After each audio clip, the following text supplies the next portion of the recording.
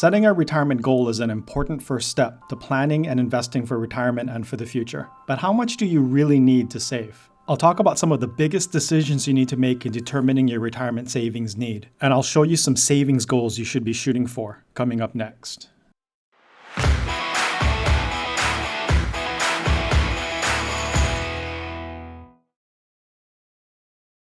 There are two phases to retirement planning: the accumulation phase, where you invest to build assets, and the withdrawal phase, where you're drawing down assets as income. Retirement planning, understandably, is mostly focused on the accumulation phase. How much should you put away? Where should you invest? These are important questions. But how can you achieve success if you don't know where you're going? You need to set a goal, a real dollar amount that you can visualize and create a plan to achieve. Is it $500,000? Is it $2 million?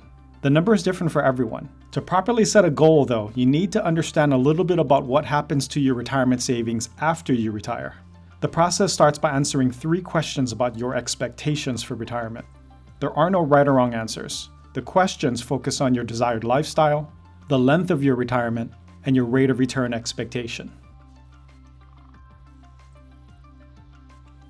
If you really think about it, your lifestyle is not about the size of your savings account. It's about your income. That doesn't change after retirement. So the first step in setting a retirement goal is to decide how much income you're going to need to stop working. Are you willing to cut back and live simply? Or do you see yourself living a life of luxury? The higher the lifestyle you set for the future, the more you need to put away now. If you're not sure what your goal should be, a good starting point is your current income. If you make $50,000 a year now, assume you want to continue to make $50,000 after retirement and set that as your goal. But there is a second part to this number. $50,000 may sound like enough at age 65, but what about at age 80? See, prices tend to go up over time. Your calculation should include annual increases in your income. For example, if you assume a 2% rise in prices, your income in year 2 should increase to $51,000, then to just over $52,000 in year 2, and so on. The Federal Reserve has set a 2% inflation target for the US economy, so 2% is a good starting point. Everyone wants to know at what age they can stop working. Is it age 55? Is it age 65? But you should be more concerned about the second part of the equation, which is how long you're going to live. If you retire at age 65 and plan to live till 95, you need to plan well enough to allow your money to last for 30 years. So be realistic. For most projections, retirement at age 65 is reasonable. But if you're already in your late 50s or early 60s and haven't started yet, you probably need to push that back well into your 70s. Life expectancy is harder since no one knows exactly how long they're going to live. Do not underestimate your life expectancy. Can you imagine being in your late 80s and having to go back to work because you ran out of money? After retirement, you're no longer accumulating assets, but withdrawing from assets to create income. But that doesn't mean investing stops. Here's why this is important. If you start with $1 million in retirement assets and you withdraw $100,000 out of that account in the first year, your remaining balance is $900,000, but it's still invested. If you achieve a rate of return of 10%, your account will grow back to $990,000 by the beginning of the second year, replenishing almost all of what you withdrew. The higher the rate of return you achieve in retirement, the less you need to save now. But remember, you're just cheating yourself by making overly optimistic projections today. A conservative return should always be assumed. I normally use 3%. So here's how the calculation works.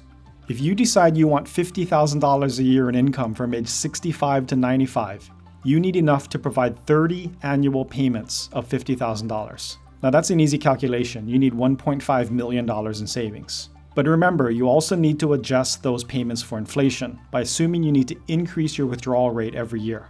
Assuming a 2% inflation rate, your savings requirement increases to $2.12 million. Starting at $2.12 million, here's what your account balance looks like, falling to zero at age 95. But remember, you're still investing. If the remaining balance is invested at a conservative 3%, you end up with a lot of savings left over at age 95. Therefore, you can reduce your savings need to $1.344 million. Now, here's what you've been waiting for. Assuming a 3% investment return and a 2% inflation rate, here are savings goals for various retirement income levels and retirement ages. You can get a printable version of this chart by following the link in the description below. The printable version also includes the same savings goals, assuming a more aggressive 6% rate of return. Did you find your number? If the number you chose seems a little high, don't be discouraged. Remember, you're just setting a target. Let's go back to that $50,000 example. If $1.3 million in savings seems like a lot, it is. But if that's the lifestyle level you want to set, you may not need to save the full amount. Here's why. Remember, the $50,000 example I gave you was based on your current income. But after retirement, your monthly expenses are typically lower. For example, you won't be sacrificing a percentage of your income for retirement contributions. You're already retired. Hopefully your mortgage is paid off, and your kids should no longer be spending your money for you. So feel free to revise that target income level down a little. More importantly, you may be eligible for additional income from Social Security. In 2018, the average annual Social Security payment was $17,000 a year. Subtract that from the example, and income requirement is reduced to $25,000, reducing your savings requirement to $672,000. The point is to set a goal, create a plan to achieve the goal, and constantly focus on making forward progress. These savings goals are more obtainable than you think. In future videos, I'll be discussing how much you need to save every month to achieve these goals, and I'll discuss the best investment and retirement saving strategies to use. So please subscribe to my channel by clicking the link below. Also, please visit my blog at smartzonefinance.com for more information on financial planning, investing, retirement, insurance, and taxes.